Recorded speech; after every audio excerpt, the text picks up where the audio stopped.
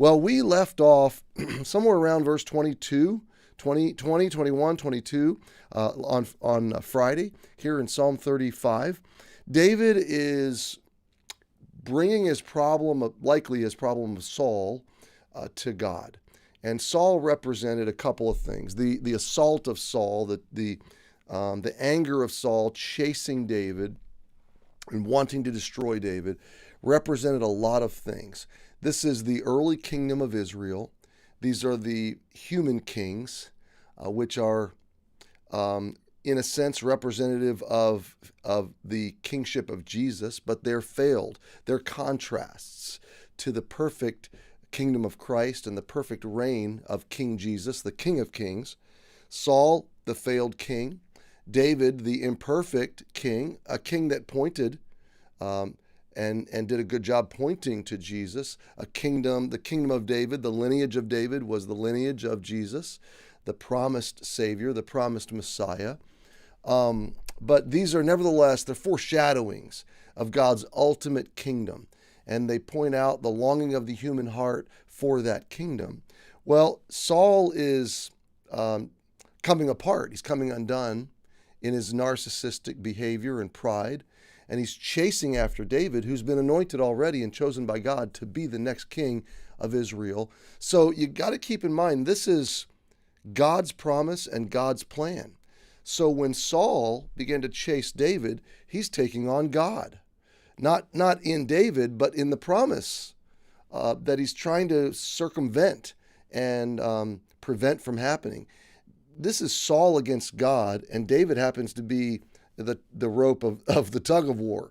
This is Saul trying to destroy God's plan, and David is the object of God's plan. And so as David is taking his promise to God, he's standing on strong grounds for his appeals for God to intervene, God to defeat the enemies, God to work vengeance. And the big picture of this psalm is that when we are just appealing for ourselves, maybe that's shaky or weak ground. Maybe we're right or wrong. It's just our opinion or our view. David knows he is making a just petition, and he's standing on, his petition is resting on the deep and the broad and the overarching promise of the plan of God. I guess all that to say, when you are praying into God's providence, when you're praying into God's sovereignty, and when circumstances are coming against you that you know are in direct conflict with the will and the purpose and the promise of God in your life, you're on strong praying grounds.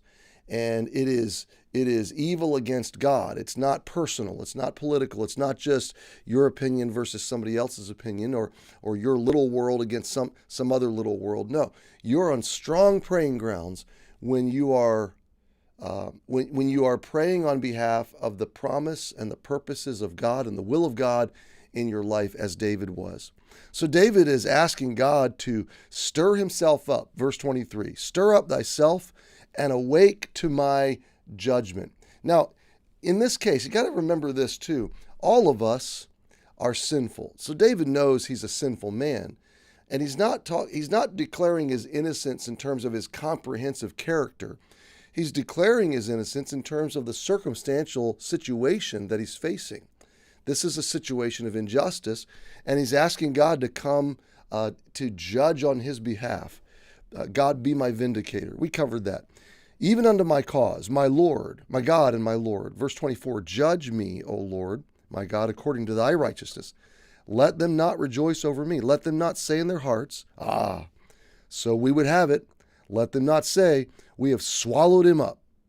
Let them be ashamed and brought to confusion together that rejoice at mine hurt. Let them be clothed with shame and dishonor that magnify themselves against me. So I think we made it up to about verse 26 last week.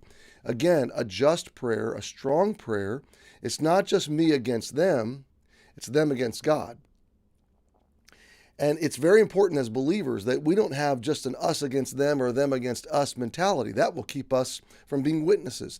That will keep us from being salt and light and loving presence of the grace of God in our world. It's not us against them. But where it is them against God, we're safe to pray, God, bring vengeance. God, bring victory. God, intervene. Now, when it's us against them, Jesus said we're to essentially turn the other cheek and essentially live in grace, live in sacrificial love, live in mercy, live in forgiveness, love our enemies. When it's us against them, it's a different picture. This is not an us against them passage. This is a them against God passage. David happens to be in the middle. And it's really important that we discern this. We're living in a world that calls us to action, political action, and fighting us against them.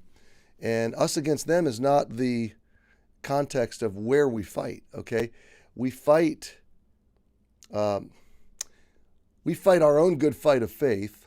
Our call is to love people, to be difference makers, salt, light, lovers, forgivers, givers of grace, extenders of mercy, patient, apt to teach, tender-hearted towards all men, okay? But when it is them against God, God can defend himself. And that's what David is praying. God, you rise to my defense, but rise to your own defense. Rise to the defense of your own promise and your own covenant and your own kingdom. David is not fighting for his little kingdom. He's fighting for God's big kingdom. And that's really important that we understand this reality. Look at verse 27. Let them shout for joy and be glad that favor my righteous cause. You catch it? David has taken his small identity, his small world, his small kingdom, his small circumstances, and he has embedded them into a righteous cause. And standing in that righteous cause of God's big kingdom and God's big covenant promises and God's overarching plan for time and space and humanity, and in this case, Israel, David is saying, God, you do what you're going to do, and I'm gonna in a preemptive way, I'm gonna celebrate, I'm gonna anticipate the joy, the gladness that you will bring to those that stand in your cause. Like I'm standing in your cause, God, you're going to be the victor. You're going to be the strong provider of vengeance and victory. And so, God, I'm going to stand in your righteous cause and let you be the vindicator. Yea, verse 27, yea, let them say continually, let the Lord be magnified, which hath pleasure in the prosperity of his servant. Now, I want to pause here, but I just want you to grasp this. The reason I'm using us against them is I was having a text conversation that with an individual that made a very good point, that we get mired into the minutia of us against them, me against you, me against the other person. But David is not doing that, even though he could. He's experiencing radical injustice, okay? No, he's saying, God, this is them against you. This is a righteous cause, and the goal is the Lord be magnified. God, magnify yourself. Take pleasure in those that value your promises, your purposes, your cause. So, my friend, I guess my challenge today is that you discern between us against them and don't go there. And then dive all the way into God's righteous cause. Let God be his own defender and yours, and magnify him today where you are as salt and light for our great Savior. Happy Monday, happy new week. We'll see you tomorrow.